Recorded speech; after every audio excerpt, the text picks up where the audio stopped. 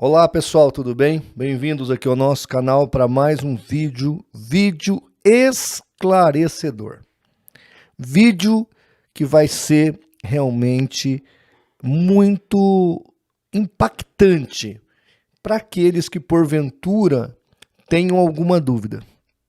Eu recebi aqui um pequeno recorte onde uma irmã, ela que acabou encontrando o nosso canal, nosso site, ouvindo, escutando. E ela então pegou lá o recorte que ela tinha do batismo dela e mandou para mim. Eu estou falando da Igreja Adventista do Sétimo Dia. E ela falou assim: Pastor Martinez, eu fiquei impressionada. Ao rever o meu batismo, eu pude observar que tudo aquilo que o senhor tem colocado aqui nos vídeos, alertado os adventistas dos equívocos teológicos, eu revendo o meu batismo, eu falei, meu Deus, é realmente do jeito que o pastor Martinez fala. Então, assim, eu sempre digo aqui no canal que as pessoas não precisam acreditar em mim. Vão pesquisar. Vão pesquisar. Eu aponto aqui o caminho, ó, é por aqui, é por ali, ó, é este material aqui. Eu acho que cada espectador que está nos assistindo deve fazer a sua pesquisa. Eu cedo material, eu cedo, inclusive, materiais de fontes primárias. Tá aqui atrás, eu tenho um pouco de material aqui, ó, desse novo modelo aqui de filmagem. Eu tenho aqui atrás de mim a biblioteca do Adventismo. Nós não trabalhamos com fontes secundárias, fontes primárias. E não só fontes primárias, como pessoas que estavam dentro da organização e dão seu depoimento espontâneo falando da problemática que é a organização. O canal Para Que Possamos, do meu amigo Rodrigo Custódio, fez lá uma pesquisa e muitos que acessam o canal dele são ex-adventistas e adventistas, porque o canal dele é específico para esse grupo de pessoas. Se você não se inscreveu, se inscreva lá. Se você não conhece, vá conhecer o canal dele. E aí ele fez uma pesquisa lá se era possível, na opinião dos espectadores, estar ou se tornar membro do Adventismo sem aceitar Ellen G. White como profetisa. E 70% ou mais de 70% colocou que não. Por que não? Porque é a doutrina da organização.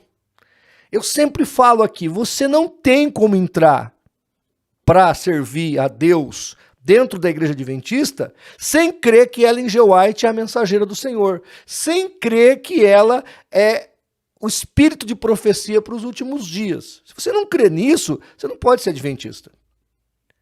Obviamente que nas nossas igrejas evangélicas, vamos imaginar que você quer frequentar a igreja metodista, mas você não crê em John Wesley. Eu não gosto de John Wesley. Ok, os metodistas vão te receber de braços abertos.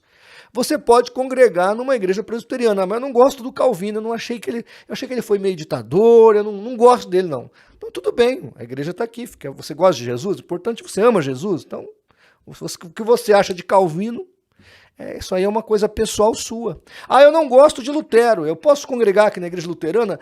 Nenhuma igreja luterana vai fechar a porta se porventura você achar que Lutero foi xenofóbico, foi antissemita, foi racista. Eu não gosto muito de Lutero, mas os irmãos vão estar de portas abertas para você, vão te amar, vão te respeitar mais ainda.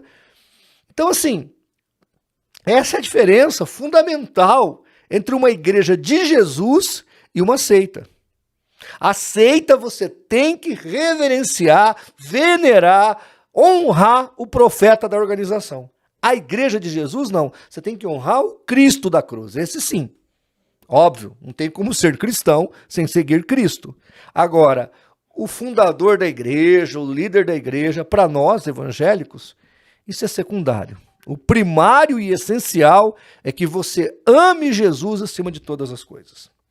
Bem, antes de eu passar aqui o vídeo do batismo dela, lembrando que ela que mandou para mim, tá certo? Ela que deu o depoimento.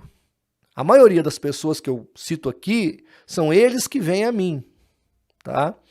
Eu não fico assediando, eu só faço meus vídeos aqui, eu sirvo o material, eu dou informações. O CACP hoje, o cacp.app.br, o site, tem 16 mil artigos, sendo que só da Igreja Adventista deve ter mais de 1.500 artigos refutando o adventismo do sétimo dia. Eu acredito que não há na internet brasileira, quiçá mundial, um acervo de apologética do nível do Centro Apologético Cristão de Pesquisas. Eu não estou falando da qualidade, tá? Porque aí tem outros institutos muito superiores ao nosso. Eu estou falando de quantidade de material. O CACP hoje é um acervo fantástico para quem pesquisa, quer fazer a sua tese, quer fazer a sua monografia, quer chegar a uma conclusão, quer escrever um livro. O CACP tem material ali à disposição para todos, tá bom? Mas antes, deixa eu dar aqui o meu recado. Por favor, se você ainda não se inscreveu aqui no nosso canal, se inscreva, é gratuito e vale muito a pena fazer parte aqui da nossa família. Se ainda não baixou o aplicativo do CACP, baixe, porque o aplicativo te dá todas as informações ao mesmo tempo do canal aqui e do site. Ele te informa se a gente colocou um vídeo novo, ele te informa se a gente atualizou o site. Então, se você gosta de apologética, baixe o app do CACP. E se você quer fazer parte da nossa família, vai lá no Apoie-se, se inscreva, contribua conosco. E todo dia 30 aqui no canal, nós faremos sorteios de materiais apologéticos e teológicos para recompensar os irmãos que têm entendido o valor aqui do nosso trabalho. Eu vou soltando aqui o vídeo, você vai vendo aí na tela, e eu vou interrompendo para eu fazer as minhas considerações, ok? Vamos lá. Então o pastor aqui está falando com os 3 discipulados que vão passar pelo batismo. Eles já foram discipulados e agora eles vão fazer a profissão de fé deles. Vamos lá. Vocês estudaram a Bíblia e vocês aprenderam o que Jesus espera que a gente faça. Vocês aprenderam que Jesus espera que a gente tenha hábitos alimentares saudáveis, a gente não come todo tipo de coisa. Bom, aqui, se nós analisarmos o Novo Testamento, ele não tem uma orientação dietética como tinha o Velho. O que Jesus vai falar é tipo assim, olha, o que contamina o homem não é o que entra, mas o que sai do coração do homem. Paulo vai dizer lá a Timóteo que qualquer comida com ação de graça, sendo de comer, deu graças, pode comer, fica tranquilo. Então o Novo Testamento, ele não entra nessa questão meritória. É só você ler Atos capítulo 15, ali você tem a recomendação apostólica para a igreja. E os gentios, que não eram judeus, não receberam nenhuma dessas orientações. Isso tudo aqui já começa, né? É revelação que Ellen White teve. Então Ellen White chegou a ponto de dizer que quem come carne peca mais que o outro que não come carne. Olha que conjectura. Imagine uma coisa dessa. Então é muito importante nós frisarmos que muitas dessas colocações que ela traz sobre saúde, na verdade, não estão nem no Velho nem no Novo Testamento. São revelações que ela teve. Você não vai achar em nenhum lugar do Velho Testamento que a carne vermelha faz alguém pecar mais do que alguém que não comeu carne. Obviamente que isso não será encontrado nem no Velho nem no Novo Testamento. Então aqui nós já começamos a ver que a mentalidade whitiana é colocado goela abaixo do novo catecúmeno, daquela pessoa que está chegando na igreja. Ela é bombardeada pelos ensinamentos não bíblicos, mas sim da senhora Ellen G. White. Vamos continuar aqui. Vocês aprenderam que nós nos abstemos de tudo aquilo que é prejudicial para o nosso corpo, como o uso de tabaco, cafeína, de drogas. Vocês aprenderam isso. Aprenderam também que nós honramos a Deus parando um dia para adorá-lo, esse dia é o sábado. Vocês aprenderam isso?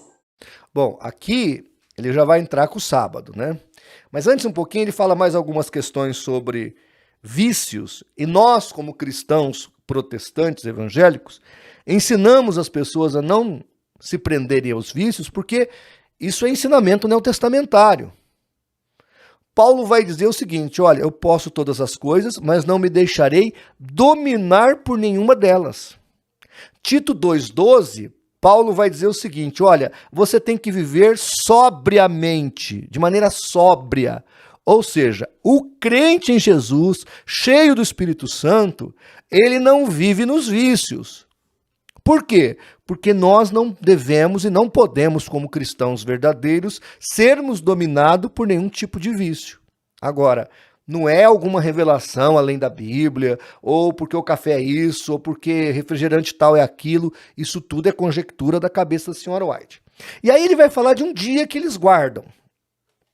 Primeira coisa aqui a observar é que eu pessoalmente entendo que se um judeu se torna cristão e ele quer continuar guardando o sábado, mesmo sendo cristão, isso faz sentido para ele. Por exemplo, o Sérgio Monteiro, lá o pastor da Adventista, ele é judeu, segundo me disseram. Então, se ele é judeu e ele quer saudar o sábado como uma rainha, acender vela para o sábado, etc. e tal, por tradição judaica, isso é um problema pessoal dele. Enquanto cultura, isso pode ser respeitado, isso pode ser aceitável. Tá certo? Agora, a partir do momento que eu digo, olha, o pastor Bates advogou a obrigatoriedade da guarda do sábado. Santificar o sábado ao Senhor importa em salvação eterna. Bom, a partir do momento que eu coloco a guarda de um determinado dia como soteriológico, aí é o que está em Gálatas 5,4, da graça decaíste. Paulo fala no capítulo 4, verso 10 e 11, que vocês estão guardando dias, meses e anos. Ou seja, dias, meses e anos são festas semanais, mensais e anuais. Logo, o sábado, o sétimo dia, está incluído. E aí ele vai dizer no versículo 4, da graça decaística, vocês que querem se justificar pelas obras da lei. Então, a menina falou para mim, pastor, é verdade, a gente ali tem que professar o sábado, tem que dizer que o sábado é imprescindível, e ai se a gente não guardar o sábado. Então, assim, existe mesmo dentro do adventismo uma sabadolatria. Eles veneram ao dia, quando que, na verdade, a igreja não deveria guardar dia nenhum, mas sim celebrar Cristo no domingo, mas não guardar religiosamente, como fazia o judeu no Velho Testamento, com dia nenhum. Repito, faz sentido para o judeu, Deuteronômio 5,15. Por quê? Porque foste escravo na terra do Egito. Então o Senhor mandou se lembrar do sábado. Mas não para nós, gentios. Tá certo? Vamos continuar. Vocês estudaram a Bíblia e aprenderam que nós Olha o dom profético. A Bíblia foi escrita por homens inspirados que foram profetas. E esses profetas, no passado, Deus também levantaria novos profetas. Joel disse que Deus vai levantar os filhos, as filhas, as crianças como profetas. E ele levantou uma mulher que nós acreditamos que foi uma profetisa, chamada Ellen White. E ele escreveu, e seus escritos são uma luz menor, a luz maior que a Bíblia, a palavra de Deus. Ó, isso aqui, gente, isso aqui é um absurdo, né? Essa questão da Ellen G. White é um absurdo. Ele cita Joel, capítulo 2, que é cumprido lá em Atos, capítulo 2 também. Então, vossos filhos e vossas filhas profetizarão. Ele está falando da igreja. A igreja pode profetizar. Lá em 1 Coríntios 12, 1 Coríntios 14, Paulo fala, todos podem profetizar. Então, a questão de crer em profecias, ou crer que pode haver profecias na igreja, não é aqui o foco. O problema é que eles resignaram a profecia a uma pessoa. E mais, transformaram essa profecia recebida por essa pessoa, que é Ellen G. White, em um acréscimo à palavra de Deus. Aonde está na Bíblia que a mensagem dos 3 anjos apocalípticos, lá de Apocalipse 14, é o que dizem os adventistas? Não está na Bíblia. Eles falam que a primeira mensagem é o juízo investigativo. A segunda mensagem é a apostasia das filhas da Babilônia e das filhas da Babilônia. E a terceira mensagem é o decreto dominical. Aonde isso está na Bíblia? Só na cabeça de Ellen G. White. Agora, eles entendem que só ela recebeu o dom da profecia. E ele cita Joel. Só que Joel fala que todos vossos filhos e vossas filhas, no plural, profetizarão. Tá certo? Então, gente, é um absurdo. Agora ele vai falar do dízimo, né? E de novo, olha o jeito que ele coloca as coisas. É muito importante ter essa concepção do jeito que ele coloca as coisas. E devolvemos uma parte dessas bênçãos através dos dízimos e das ofertas. Vocês também aprenderam que essa igreja, apesar de suas imperfeições, porque ela é Laodiceia, mas ela é a igreja remanescente, é a igreja verdadeira. Vocês aprenderam tudo isso, certo? É desejo de vocês viverem em consonância a esses ensinos bíblicos que Jesus nos deixou? Amém! Glória a Deus. Então, primeiro, ele fala do dízimo. O dízimo que nós servimos não é o mesmo dízimo que tem os adventistas. O dízimo que nós cremos é o dízimo de lá de Abraão. É o dízimo abrâmico, que é dado pela fé. Não é o dízimo que é dado pela lei. É o dízimo da graça. Deus ama aquele que dá com alegria. E não tem nada a ver com salvação. Então, quando a igreja começa a dar dízimo, ela resgata o dízimo abrâmico. É um ato de fé, é um ato de amor, é um ato de carinho, não é um ato de legalidade. Tá certo? E aí depois, você vai observar que ele coloca sobre a igreja de Laodiceia. Então, a igreja adventista é a igreja de Laodiceia. Eu até tenho que concordar com ele nesse ponto. Realmente o adventismo do sétimo dia está mais para Laodiceia do que qualquer outra igreja do livro de Apocalipse. Porque lá em Apocalipse, as 7 igrejas, elas têm os seus períodos, né, históricos e factuais, mas elas também são proféticas. Ou seja, aquelas características estão presentes em todas as igrejas em todos os tempos. E a pior característica para se ter no meio cristão como igreja é ser de Laodiceia. E aí eles falam, é a igreja verdadeira. Ora, se ela é a igreja verdadeira, logo, qual é a compreensão do catecúmeno que está ali? Se a igreja adventista é a igreja verdadeira, logo todas as outras são falsas. Tá certo? Eles não pregam o reino de Deus. Eles pregam o reino denominacional. E eles falam que a igreja verdadeira é a igreja remanescente. Qual que é a igreja remanescente? É o povo espalhado por todas as denominações mundiais? Não. É a instituição com CNPJ chamada, na cabeça deles, Igreja Adventista do Sétimo Dia. Tá entendendo? Então, essa conversa fiada que eles falam aí, que eles jogam em cima das pessoas, que, nós temos irmãos em todas as igrejas. Tem, porque na cabeça deles, aquele camarada que está lá na Batista, na Presbiteriana, na Assembleia de Deus, vai se converter ao Adventismo e começar a guardar o sábado. Mas não porque ele está salvo lá. Fique atento com isso, tá bom? Gente, eu estou aqui só mostrando as evidências. Obrigado aí a irmã que mandou para mim, viu, querida? Deus te abençoe. Que bom que você está vivendo na graça, se libertou aí dessa organização que prende, que amarra a pessoa, e que Deus possa continuar te usando, que você possa continuar caminhando nessa dispensação de graça. Porque o problema não é sair da seita, é manter-se na graça. O diabo quer frustrar, machucar as pessoas de tal maneira que elas se percam e elas não tenham mais para onde ir. É essa a ideia. Eu conheço muita testemunha de Jeová que saiu da Sociedade de Vigia, está jogado aí na sarjeta e não quer vir para a igreja, porque a igreja é satanizada na cabeça dessas pessoas. Mormons, adventistas, idem, eles fazem uma satanização das demais igrejas, e aí quando ele se frustra com a organização, ele não vai procurar outra igreja para congregar, para ter vida espiritual, né? Não, ele fica jogado, ele se apostata. Isso que é triste. Essa que é uma coisa que nós temos que evitar. Que as pessoas realmente acordem, vejam o erro dentro da sua organização sectária, mas entenda que há vida além daquela seita. A graça de Jesus está acima das instituições. Tá bom?